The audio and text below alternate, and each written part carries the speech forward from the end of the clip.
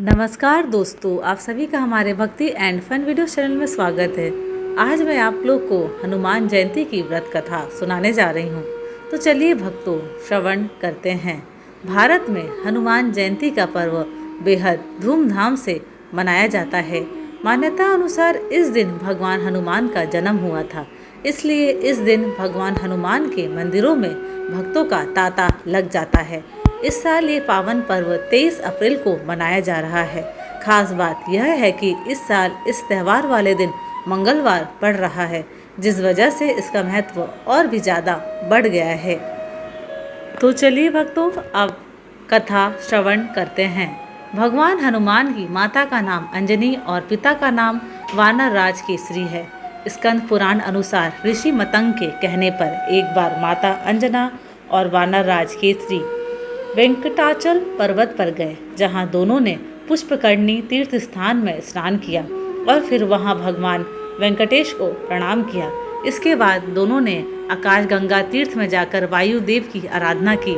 मान्यता अनुसार माता अंजनी द्वारा लगातार 1000 वर्ष तक तपस्या करने पर वायु देवता प्रसन्न हुए और उन्होंने माता अंजनी से वर मांगने के लिए कहा।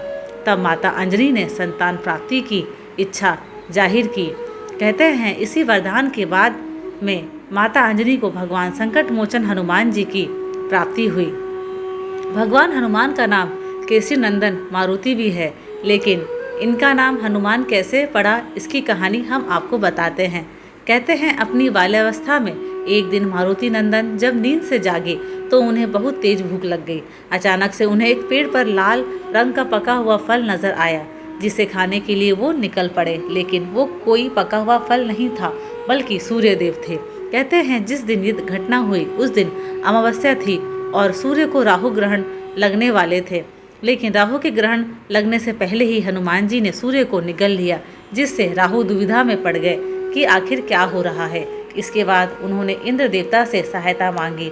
इंद्रदेव ने भगवान हनुमान को समझाया, लेकिन बार बार अनुरोध करने पर भी हनुमान जी ने सूर्यदेव को मुक्त नहीं किया।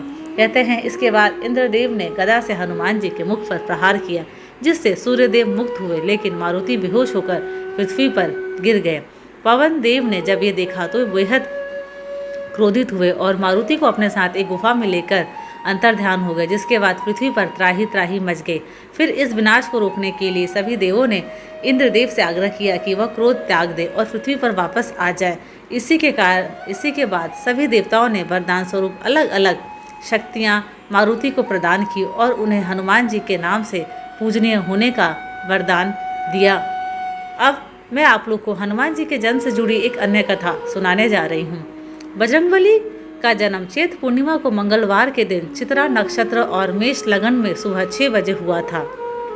इसलिए हनुमान जी की पूजा के लिए सुबह का समय सबसे शुभ माना जाता है।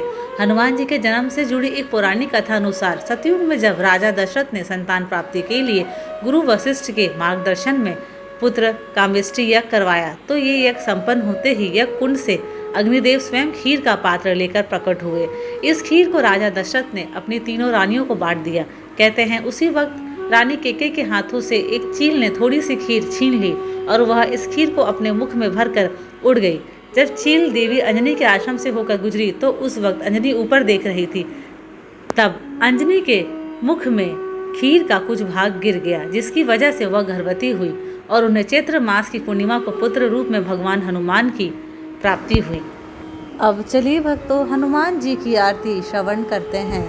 आरती कीजिए हनुमान लला की, दुष्ट दलन रघुनाथ कला की। जाके बल से गिरवर कापे, रोग दोष जाके निकट न झाके।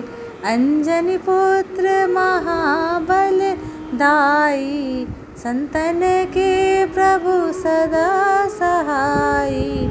देवीरा रघुनाथ पठाए, लंका जारी सिया सुध लाए। लंका सो समुद्र सिखाई, जात पवन सुत बार न लाई। लंका जारी असुर संहारे, सिया राम जी के काज सवारे।